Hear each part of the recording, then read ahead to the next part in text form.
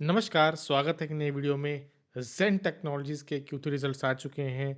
आज 20% का lower circuit लगा, मार्केट में था panic, Zen Technologies shareholders में थी अफरा-तफरी। आइए जानते हैं कैसा था रिजल्ट, क्या है डिटेल्स, क्या है नए एक्विजिशंस, क्या है ऑर्डर बुक, फ्यूचर टारगेट क्या है। देखिए टेक्निकल एनालिसिस हम कर नहीं पाएंगे, सेबी का ऑर्डर है, 3 महीने पुराना चार्ट ही देखेंगे तो याद रखिए टेक्निकल एनालिसिस पे इतना फोकस नहीं है, फोकस है फंडामेंटल्स पे। तो चलिए शुरू करते हैं।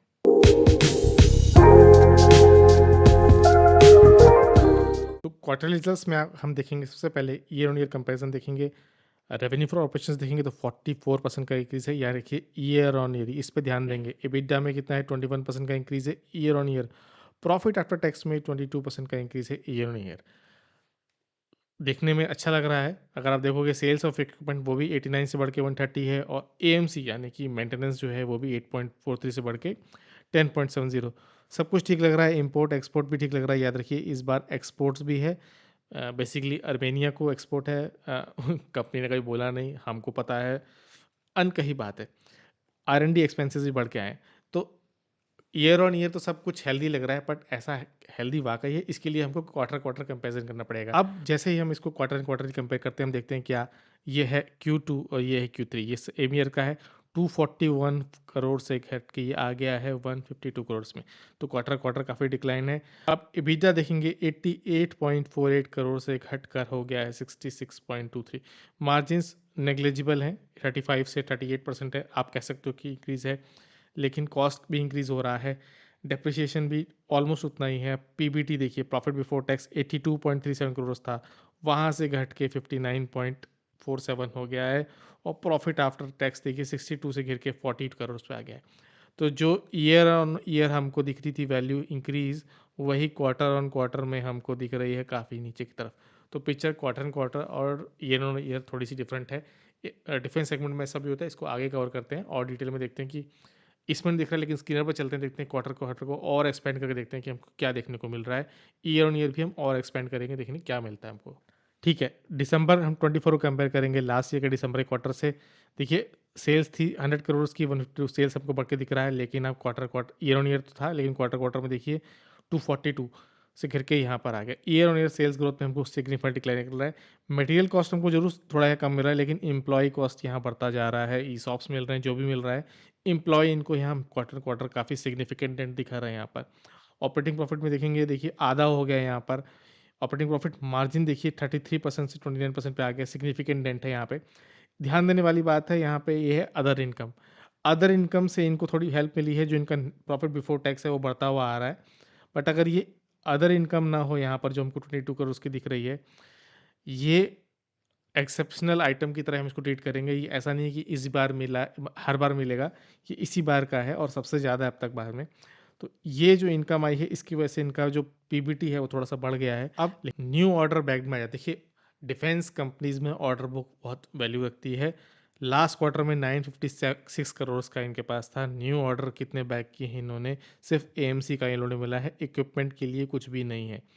एक डिफेंस कंपनीज जो जो डिफेंस ऑर्डर बुक पे चल रही है, उसका नया एक क्वार्टर में कोई भी ऑर्डर नहीं है। मार्केट को ये बिल्कुल अच्छा नहीं लगेगा, इसीलिए मार्केट में धुलाई भी हुई। टोटल ऑर्डर बुक कितनी है, 816 करोड़ की, 817 करोड़ मान लेते हैं, जिसमें कोई भी नया ऑर्डर नहीं। देखिए डिफेंस कैटेगरी, अगर आप डिफेंस कैटेगरी में इन्वेस्ट करना भी चाह रहे हैं, तो याद रखिए डिफेंस कैटेगरीज में रेगुलर ऑर्डर नहीं मिलते, वो काफ़ी स्पोरेडिक होते हैं। किस क्वार्टर में बहुत सारे ऑर्डर्स मिलेंगे, अगले क्वार्टर में कुछ नहीं मिलेगा, फिर मिलेगा। फिर जो लास्ट का क्वार्टर होता है, जैसे फाइनेंशियल ईयर जो एंड होता है यानी कि Q4, वहाँ पे जो डिफेंस बजट अलॉटेड होता है, उसको अगर आपने पूरा यूज़ नहीं किया तो वो गवर्नमेंट के पास वापस चला जाता है। तो Q4 में हमेशा ऑर्डर बुक ज़्यादा मिलती है, तो नेक्स्ट क्वार्टर में ऑर्डर बुक हमको ज़्यादा मिलेगी। हो सकता है हमारे फोर्सेस चाहें कि जो पैसा उनको फंडिंग में मिला है उसको वापस करने की जगह हम कुछ नए कॉन्ट्रैक्ट्स कर लें, कुछ इक्विपमेंट्स बढ़ा लें, तो इस तरह वो नए ऑर्डर्स प्लेस कर देते हैं, उसकी पेमेंट भी होती है। तो डिफेंस में Q4 क्वार्टर मैटर करता है। और अगला इस बार बजट भी आया था, उसमें भी हमारा डिफेंस बजट बढ़ के आया है। कंपनी ने उसको हाईलाइट भी किया है, आइए उसको भी एक बार देख लेते हैं। कंपनी की मैनेजमेंट को भी देखने की कोशिश करते हैं कि कंपनी का मैनेजमेंट क्या बताना चाह रहा है। तो कंपनी के CMD साहब क्या बता रहे हैं, कंपनी की अपनी परफॉर्मेंस से वो खुश हैं, ऑन ट्रैक देख रहे हैं उसको। बजट देख रहे हैं किस तरह से इंक्रीज़ हुआ है, फाइनेंशियल 25 से 9.53% का इंक्रीज़ है। 1.80 लाख करोड़ से एस्टिमेट कर रहे हैं। ये टेलविंड जता रहे हैं और लिक्विडिटी अपने रिजर्व बता रहे हैं कि कितना है, 1028 करोड़ का है। ये वैल्यू याद रखिएगा, आगे चल के जो मर्जर एक्विजिशन से वहाँ देखेंगे। इसके अलावा इनका जो प्लान था महेश्वरम में, उसमें भी एक्सपेंशन हो गया है और ये एक्सपेक्ट कर रहे हैं कि जो ईयर एंड में जो उनका EBITDA का टारगेट था 35%, पैट का था 25%, वो एंड ऑफ फाइनेंशियल ईयर यानी Q4 के एंड में वो कंप्लीट करेंगे। हमने पहले देखा कि 816 करोड़ की ऑर्डर बुक्स थी। अब ऑर्डर बुक को हम कंपेयर करेंगे पिछले ऑर्डर बुक से, देखते हैं कि कितना इंक्रीज आ रहा है। इसके अलावा इन्होंने एक्विजिशन भी मेंशन किए हैं 3, उसको भी डिटेल में देखेंगे। देखते हैं किस तरह से वो एक्विजिशन करेंगे। देखिए, डिफेंस कंपनी के लिए 2 चीज़ मैटर करती है, एक है ऑर्डर बुक, कितनी ऑर्डर बुक है, और कितने वो मर्जर और एक्विजिशंस कर रहे हैं। इसके अलावा रिसर्च एंड डेवलपमेंट में वो क्या खर्च कर रहे हैं। अगर वो इनोवेट नहीं कर रहे हैं तो कोई फ़ायदा नहीं, एक ही टेक्नोलॉजी बनाने का फ़ायदा नहीं। वो भी अगर आपको नहीं पता, मैं आपको बताना भी शुरुआत में भूल गया कि ज़ेन टेक्नोलॉजीज़ क्या करती है, काउंटर ड्रोन्स बनाती है, काउंटर ड्रोन मैकेनिज़्म बनाती है। जो ड्रोन उड़ रहे हैं उनको गिराना इलेक्ट्रॉनिक वॉरफेयर का पार्ट है, वो बनाते हैं। दूसरा पार्ट क्या करते हैं, ये सिमुलेटर्स बनाते हैं, जिससे डिफेंस पर्सनल्स को ट्रेनिंग करने में हेल्प मिलती है। देखिए, सबको टैंक में नहीं बिठा के आप बिठा के सीधा गोले लगवा सकते हो, सबमरीन में नहीं बिठा सकते डायरेक्टली, उनको ट्रेनिंग करनी पड़ती है, तो वो सिमुलेटर्स बनाते हैं और उनका अच्छा खासा एक्सपीरियंस भी है। तो मेजॉरिटी कहाँ से आता है, काउंटर ड्रोन मैकेनिज्म से आता है और सिमुलेटर से आता है। इसीलिए इन्होंने 3 एक्विजिशन भी किए हैं, इसको भी आगे चल के देखते हैं। पहले देखते हैं ऑर्डर बुक, याद रखिएगा 816 करोड़ या 817 करोड़ का ऑर्डर बुक है। अब 30 सितंबर 2024 यानी पिछले क्वार्टर के एंड में कितना था, 956.7, यानी आप समझ लीजिए 957।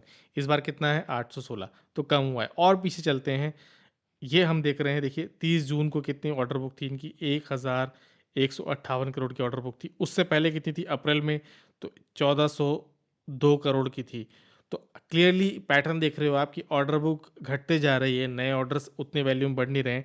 एएमसी जरूर इनके पास है, हमेशा से एग्जीक्यूट भी कर रहे हैं, कुछ नए ऑर्डर मिल रहे हैं उसको एग्जीक्यूट भी कर रहे हैं, ये भी आप कह सकते हो। बट नए ऑर्डर नहीं मिल रहे हैं, ऑर्डर बुक डाउन साइज ही होती जा रही है, ऑर्डर बुक बढ़ नहीं रही है, नए ऑर्डर्स की कमी है। Q4 देखना होगा, कंपनी की अपडेट्स फॉलो करनी होंगी, रिजल्ट्स देखना होगा, सब कुछ बहुत ध्यान से देखना होगा। डिफेंस इंडस्ट्री, डिफेंस स्टॉक्स इतने ईजी नहीं होते। तो कंपनी ने किसको एक्वायर किया है, applied research international private limited ARIPL को और ARI लैब्स को। टोटल एक्विजिशन कितना है, 130 करोड़ का। तो आपको याद रखना है एक्विजिशन कॉस्ट कितना है, 130 करोड़ का। क्या ये कंपनी रेवेन्यू भी जनरेट करती है, बिल्कुल करती है। रेवेन्यू जनरेट करती है 92.8 करोड़, 0.18 का आप 92 मान लीजिए। और उसके अलावा जो दूसरी कंपनी है वो ऑलमोस्ट 1 करोड़ करती है, तो आप समझ लीजिए कि 93 करोड़ का रेवेन्यू, सेल्स समझ लीजिए आप, प्रॉफिट नहीं, रेवेन्यू, जो टॉप लाइन जनरेट कर रही है 93 करोड़ का कर रही है। तो ठीक ठाक एक्विजिशन है। कंपनी क्या करती है, सिमुलेशन और असेसमेंट टूल्स बनाती है, किसके लिए, marine, offshore, naval, port, terminal, construction and mining industries के लिए। तो जो इनका करंट बिजनेस है, यानी आप कॉम्बैट ट्रेनिंग सॉल्यूशंस देख रहे हो, ये कुछ नहीं बल्कि सिमुलेटर है और सिमुलेशन में हेल्प करेगा। तो करंट इनकी जो पोजीशंस है उसी में एड ऑन है, ये एड ऑन की तरह काम करेगा, न्यू टेक्नोलॉजीज में नहीं है। और कुछ रेवेन्यू भी जनरेट कर रहा है, जो कि बहुत अच्छी बात है। देखिए, डिफेंस इंडस्ट्रीज़ में इंफॉर्मेशन अंदर से बाहर आती नहीं है बहुत ज़्यादा, हमको याद रखना है। सेंसिटिव एरिया भी होता है, तो आपको थोड़ा बहुत पढ़ना होता है, थोड़ा बहुत समझना होता है। आपको इन बिटवीन लाइन्स पढ़ना पड़ता है, क्या करना पड़ता है। तो ठीक है, इस कंपनी को एक्वायर करके इनके पास कुछ रेवेन्यू है जो अगले क्वार्टर से हमको दिखाई देगा, या हो सकता है Q1 FY26 से दिखाई दे। बट एटलीस्ट ये कंपनी कुछ बिजनेस करती है, कुछ रेवेन्यू अर्न करती है, जो कि हमेशा एक पॉजिटिव न्यूज़ है। हाँ, आपको करंट में आपको ज़रूर जाएगा 130 करोड़ का, सीधा आपको डेंट पड़ता दिखेगा, लेकिन सब्सिडरी बनती हुई दिख रही है। और ये तो 100% एक्विजिशन है, तो इसमें आपको और भी हेल्प मिलेगी, और किसी के पास पैसा जाएगा नहीं यहाँ पे। इसको देखते हैं और अब दूसरे एक्विजिशन की तरफ चलते हैं। दूसरी एक्विजिशन भी इंपॉर्टेंट है, लेकिन उसमें इंफॉर्मेशन की थोड़ी कमी थी, मुझे कहीं से इंफॉर्मेशन ढूंढ ढूंढ के निकालनी पड़ी। तो जो दूसरा एक्विजिशन उन्होंने शेयर किया है वो किसके लिए है, वेक्टर टेक्निक्स प्राइवेट लिमिटेड के लिए। ये क्या काम करती है, ये काम करती है हमारे UAV क्षेत्र में, किसमें, robotics, aerospace and propulsion systems. ये यूएवी बिजनेस में ही है। तो यानी अभी तक काउंटर ड्रोन बन रहे थे, अब जो हैं वो ड्रोन्स टेक्नोलॉजी बनेगी। हो सकता है कि काइनेटिक कुछ ये बनाए, या कुछ हो सकता है कि कामाकाजी ड्रोन टाइप्स बनाए। अब देखना होगा किस तरह से डेवलप करते हैं, ये किस में काम करते हैं। देखिए, ये कैपेबिलिटी किसकी बढ़ेगी, प्रोपल्शन। प्रोपल्शन मतलब लॉन्च करने में, autonomous robotics and aerospace components, defence segment में, काउंटर ड्रोन्स में, इलेक्ट्रॉनिक वॉरफेयर में जेन टेक्नोलॉजीज पहले से ही है। हो सकता है कि ये कुछ काइनेटिक वेपन्स बनाए। डिफेंस का सपोर्ट भी है, अच्छे इनके टर्म्स भी हैं, पुरानी कंपनी भी है। तो अब इंडियन मेड डिफेंस सॉल्यूशंस भी बनेंगे जिसकी गवर्नमेंट को ज़रूरत भी है। हमने देखा है यूक्रेन वाले, रशिया यूक्रेन इशू में कितने छोटे छोटे कामाकाजी ड्रोन्स और ड्रोन्स का इशू हुआ, यूज़ हुआ था। ड्रोन्स की एक टेक्नोलॉजी ही बदल गई है। तो दो कंपनीज वेक्टर टेक्निक्स और भैरव रोबोटिक्स को इन्होंने एक्विजिशन किया है। देखिए प्राइस नहीं है इसमें, मैं इस पूरे डॉक्यूमेंट में ढूंढ रहा था कि कहीं से मुझे प्राइस मिले कि उस कितना कॉस्ट पड़ा है उसको, कितना मिला है, लेकिन कुछ भी नहीं है। आपको यहाँ पे ध्यान देखना है कि वेक्टर टेक्निक्स में 51% कंट्रोलिंग स्टेक लिया है और भैरव रोबोटिक्स में 45.33। मैंने स्क्रॉल किया, इसमें मुझे कहीं प्राइसिंग नहीं मिली कि कितनी प्राइस है, लेकिन ऐसी बात नहीं है, मैंने कहीं से ढूंढ के जरूर निकाला इन्हीं के।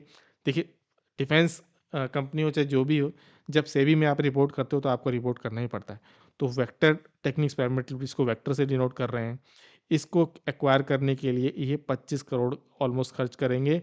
51 यानी कंट्रोलिंग सेगमेंट इनके पास आ जाएगा, ये कंट्रोल करेंगे। तो 25 करोड़ यहाँ जा रहे हैं, याद रखिए पहले का 130 करोड़ और है, उसमें आप 25 करोड़ और जोड़ लीजिए। और जो दूसरी इनकी एक्विजिशंस थी उसको भी देखेंगे। लेकिन यहाँ पर हमको क्या देखना है कि इसका रेवेन्यू कितना है। FY22 में कोई रेवेन्यू नहीं था, FY23 में 12,000 का रेवेन्यू है, ये थाउजेंड्स में, 13,175। तो रेवेन्यू इसका बहुत ज़्यादा नहीं है, लेकिन हेल्प मिलेगी किस में, BLDC मोटर्स में, इलेक्ट्रॉनिक स्पीड कंट्रोलर्स में, प्रोपेलर्स में, जनरेटर्स में, ये जो यूएवी में बेसिकली काम आते हैं, तो वहाँ इनको हेल्प मिलेगी। तो याद रखना कि इसका जो रेवेन्यू है ये सिग्निफिकेंट नहीं है। अब भैरव रोबोटिक्स इसमें कितना परचेस कर रहे हैं ये, तो हम इसको स्क्रॉल करते हैं। इसमें ये 4 करोड़ स्पेंड करेंगे 45.33% एक्वायर करने के लिए। तो 25 करोड़ 130, 25 और 4 जोड़ते रहिए, 150 करोड़ के आसपास पहुंच जा रहा है। और इसका जो रेवेन्यू है कितना जनरेट कर रहा है, अभी ये कुछ भी रेवेन्यू जनरेट नहीं कर रहा है। आपको ये बात याद रखनी है। इनके इक्विपमेंट टेक्नोलॉजी से इनको हेल्प जरूर मिलेगी, लेकिन ये फर्दर अपने कितना जनरेट कर रहे हैं कुछ भी नहीं। तो टोटल अगर आपने अभी तक कर लिया हो तो 130 करोड़, फिर 25 करोड़ और 4 करोड़, तो 160 करोड़ के आसपास इनका एक्विजिशन कॉस्ट आ रहा है। तो किस तरह से आगे प्ले आउट होगा ये बात याद रखनी होगी। इंपॉर्टेंट चीज़ जेन टेक्नोलॉजीज़ में क्या है, हमको कुछ पॉइंटर्स यहाँ पर देख लेने चाहिए कि जेन टेक्नोलॉजीज़ में पॉजिटिव क्या है, नेगेटिव क्या है। तो सबसे पहले पॉजिटिव स्टार्ट करते हैं। तो पॉजिटिव क्या है कि मर्जर्स एंड M&A, मर्जर्स और एक्विजिशन कर रहे हैं, रिसर्च एंड डेवलपमेंट में पैसा स्पेंड कर रहे हैं, और कंपनी के पास अच्छा कोऑर्डिनेशन है डिफेंस फोर्सेस के साथ। तो कोऑर्डिनेशन हम एक पॉइंट जोड़ लेते हैं। नेगेटिव्स क्या है, ऑर्डर बुक नहीं है। मैं इसमें Q4 भी पॉजिटिव में जोड़ ले रहा हूँ, क्योंकि जैसे पहले डिस्कस किया Q4 में नए ऑर्डर्स ज़्यादा मिलते हैं तो एक्सपेक्ट कर सकते ज़्यादा। ऑर्डर बुक नए नहीं जुड़ रहे हैं, नया सेल्स इंक्रीज नहीं हो रहा है, मार्जिन में इनको प्रेशर देखने को मिल रहा है। तो कुछ पॉजिटिव कुछ नेगेटिव दोनों तरफ से है। डिफेंस को टैग करना बहुत मुश्किल है। जिस तरह कंपनी ने जब ऊपर गया था, अगर आप इसको अर्ली फेज से जानते हो, तो स्टॉक मार्केट में से सिर्फ ये सीढ़ी बना के ऊपर गया था, अपर सर्किट। और स्टॉक मार्केट में हमेशा कहानी है कि आप जाते ऊपर सीढ़ी से हो लेकिन आते नीचे लिफ्ट से हो। तो टॉप से बहुत नीचे आ गया है। तो एक बार चार्ट भी देख लेते हैं। देखिए बहुत डिटेल में हम चार्ट तो देख नहीं पाएंगे, लेकिन फिर भी जितना देख पाएंगे उतना देख पाएंगे। तो सबसे पहले तो इसकी बैलेंस शीट हम पहले देख चुके हैं कि इनके पास सिग्निफिकेंट बैलेंस है वो एक्विजिशन करने का। इन्वेस्टर्स में आ जाते हैं। QIP इन्होंने रिसेंटली किया ही था, 49% स्टेक आ चुका है, लेकिन FIs का स्टेक 8.29 हो चुका है। याद रखिए 2 साल पहले तक ये कुछ भी नहीं था, DIs का भी कुछ कंट्रीब्यूशन नहीं था, वो भी QIP कर करके 8.97% पे आ चुके हैं। अच्छी बात है कि इसमें म्यूचुअल फंड्स भी हमको देखने को मिल रहे हैं, जो कि पॉजिटिव चीज़ है। पब्लिक 39.5% से गिर के 33 रह चुकी है।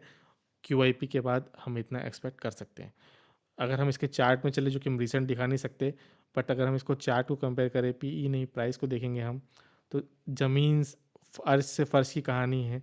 ये जो सिग्निफिकेंट फॉल है ये इसी का है। सारे मूविंग एवरेजेस तोड़ दिए इसने। तो हमको देखना है कि चार्ट पे चलते सीधा।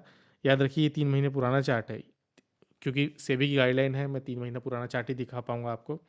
तो अभी भले ही आपको 1500 2000 के आसपास देखने को मिल रहा है, लेकिन अगर हमको इसका करंट प्राइस हमको पता है, जो कि 20% का इसने नेगेटिव लोअर सर्किट लगाया था 1080 के ऊपर है, तो अर्श से फर्श की कहानी है।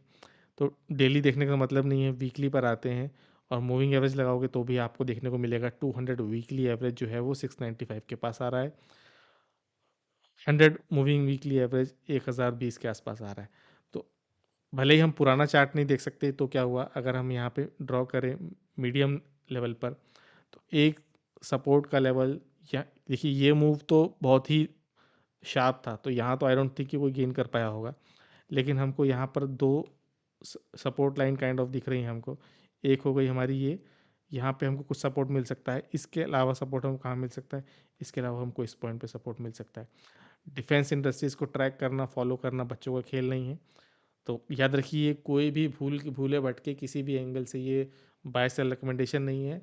आपको बहुत ही सोच समझ के फैसला लेना होगा। आपको पॉजिटिव देखने हैं, आपको नेगेटिव देखने हैं। कंपनी को अगर आप ट्रैक कर सकते हो लॉन्ग टर्म के लिए तभी देखना है। जो मैं वापस एक बार इसको डेली बेस पे लगा लेता हूँ, तो आज जब ये नीचे जा रही है तब तो सबको लग रहा है कि बहुत नीचे जा रही है, लेकिन आप इसको पीछे करोगे तो जब ये ऊपर गई थी यहाँ से, तो सिर्फ ये अपर सर्किट और यहाँ पे आपको स्वर्ग की सीढ़ी बनती हुई दिखाई देगी। तो जब स्टॉक ऊपर जाता है तो वही कहानी होती है कि ऊपर जाता है तो सीढ़ी से, नीचे आता है तो लिफ्ट से। बट हमको अपने कुछ वीक टारगेट्स, हमको अपने पैटर्न्स पता होने चाहिए, कंपनी का किस तरह से फोकस है आगे वो देखना चाहिए हमको। तो हो सकता है आप सपोर्ट लेवल ड्रॉ कर लीजिएगा, लेकिन हमको पॉजिटिव नेगेटिव देखने चाहिए। पॉजिटिव नेगेटिव हम डिस्कस कर ही चुके हैं। वीडियो अच्छा लगा हो, जेन टेक्नोलॉजीज़ का Q4 भी देखना चाहते हो, तो आप प्लीज़ चैनल को सब्सक्राइब करिए। देखते हैं Q4 रिजल्ट्स, सेबी की गाइडलाइंस को फॉलो करते हुए देखेंगे क्या होता है। याद रखिए, भूले भटके किसी भी एंगल से न बाय सेल होल्ड कुछ नहीं है। मेरा सेल्फ इंटरेस्ट शायद हो भी सकता है, नहीं भी हो सकता है, तो आपको ध्यान रखना है। तो प्लीज़ हेल्प करिए छोटे चैनल को ग्रो करने में। वीडियो को देखने के लिए बहुत बहुत धन्यवाद।